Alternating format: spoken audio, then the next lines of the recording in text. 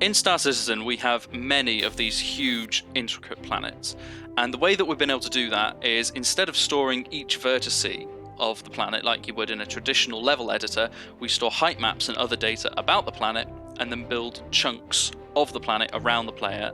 But it did introduce the problem of us not being able to edit individual vertices of the terrain. That is where the terrain modification system comes in. So the terrain modification system works by placing modifiers across the planet, and when we build each chunk of the terrain, we check to see if any of the vertices intercept one of our bounding boxes, and if we do, that modifier applies a function to the Z coordinate of that vertice to offset it to a specific place that we choose.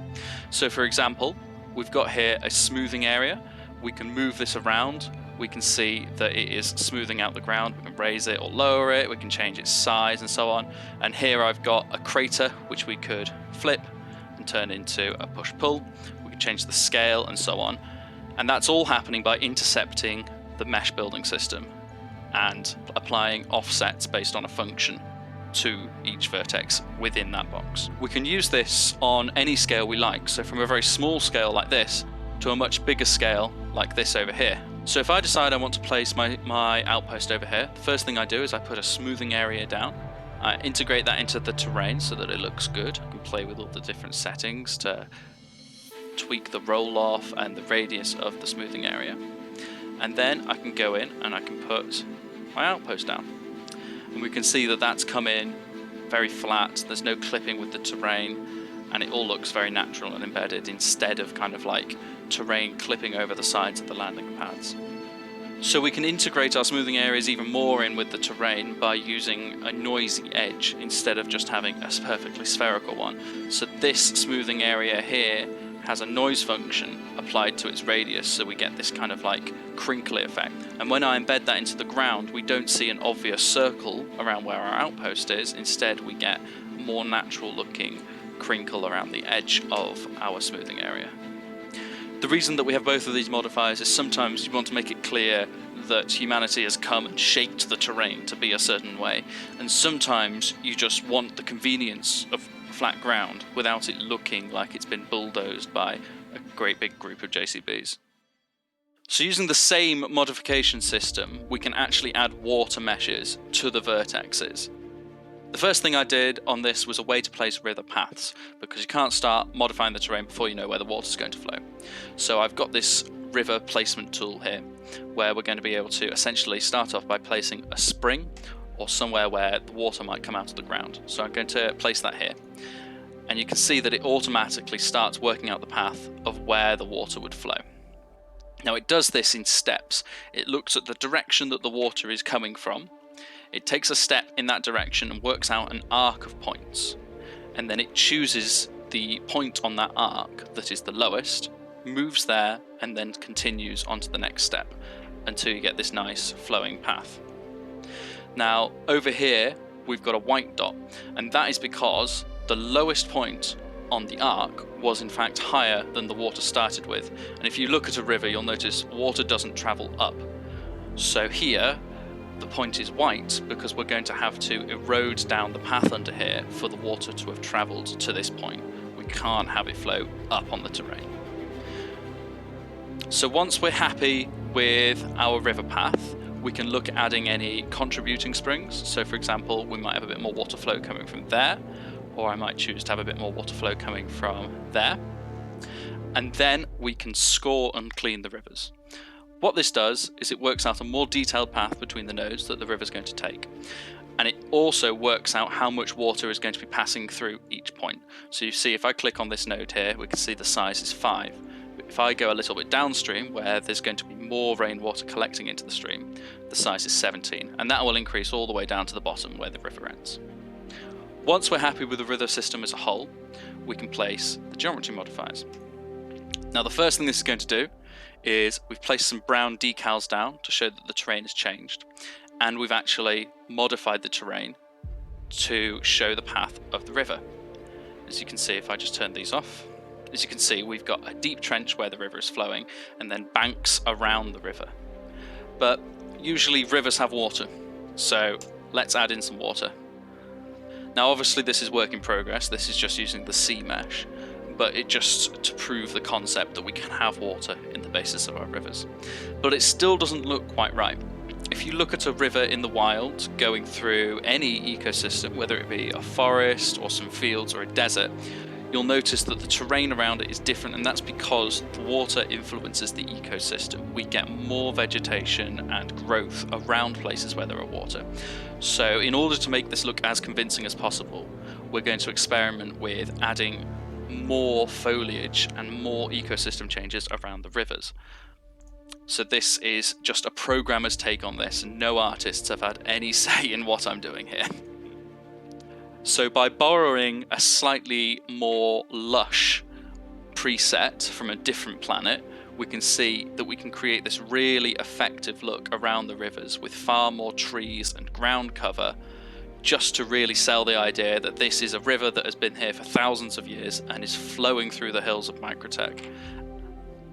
So now that we've added in this ecosystem around the river, it really sells and looks like a river flowing through the hills of Microtech. This looks much more like something that's been here for thousands of years, instead of just a bit of water that is trickling down some hills. Obviously, when the artists take a pass at this, they'll be able to get some much more suitable foliage and vegetation instead of having this awkward merge between snowy trees and beautiful lush foliage.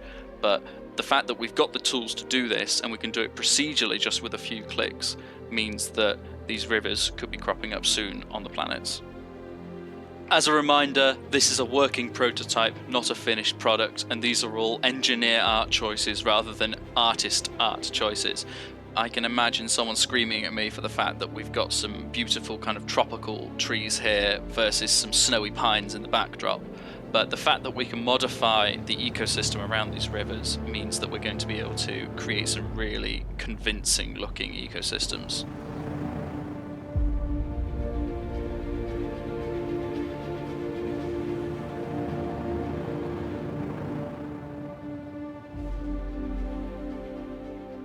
The Terrain Modification Tool is just one more way the Planet Tech team continues to create new technologies that help our artists and designers create assets for the Star Citizen universe better and more quickly than ever before.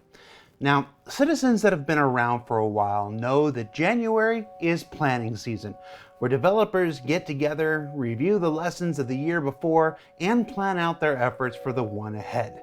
Now, by the time that this airs, that process is still in full swing for many teams, but we took the opportunity to chat with some of the folks that participated in this year's Combat Summit to get a sense of where their conversations went and check in before they go heads down and the process of prototyping begins. So the theme of this year's Combat Summit was really how we give the player control over all the systemic features we have in the game. What we want is an environment where things make sense. That choice allows players to approach different missions and different scenarios in different ways, and even the same scenario in different ways, which really expands the feel and the options players have.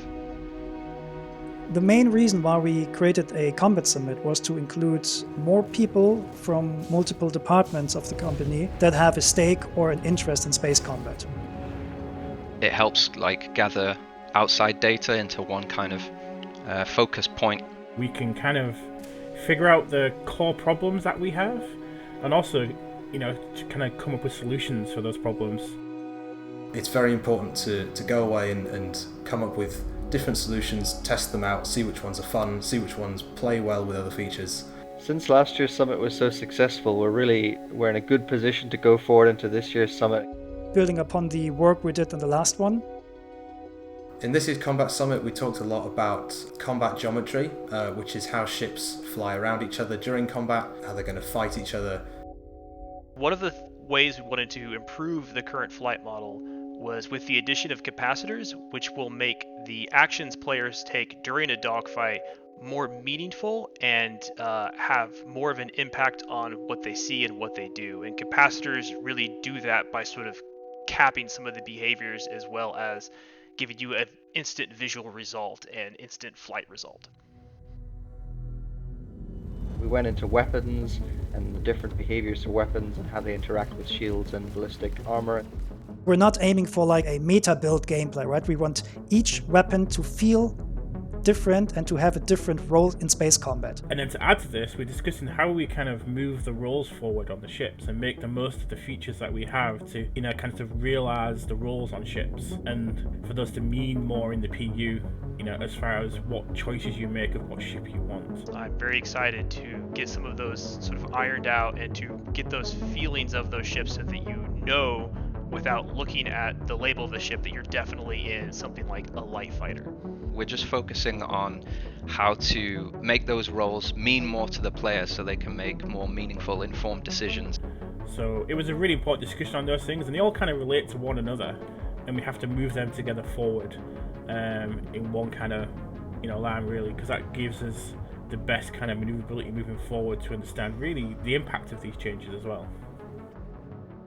So now we have a big bunch of work in front of us, right? We have action points, what we want to do. So the next step for us is prototyping. A big risk when you're prototyping several solutions is the fact that one might not fit with another solution. What we cannot tell right away, which of these measures are gonna work and which won't. So when we're testing, it's very important that we're testing all these features together to make sure that we're picking the right solution that fits together as a package for us. Now we'll learn more about the resulting new features that arise from the Combat Summit throughout the remainder of this year as they're being developed. So Jack, can I show you one more thing that I've been messing around with? Sure, Will. Just don't get me in trouble. So here I've put together our grenade launcher with a crater modifier just to see what we could do with this.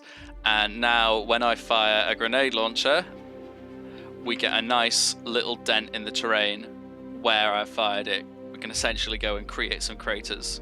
Obviously this is me messing around. This isn't something that's in game, but just something that I've been having a little bit of fun with. Hopefully we'll be able to use something like this in the future, but no promises. This is just a bit of fun. So what did we learn about this week? Well, we learned the plateaus can be a good thing when they allow designers to place outposts anywhere they want. That a river may run through it, but the next step is to always replace that programmer art. That each summit builds upon the successes of the last, and that the work of honing Star Citizen's combat experience continues. For Inside Star Citizen, I'm Jared Huckabee. We'll see you all next week.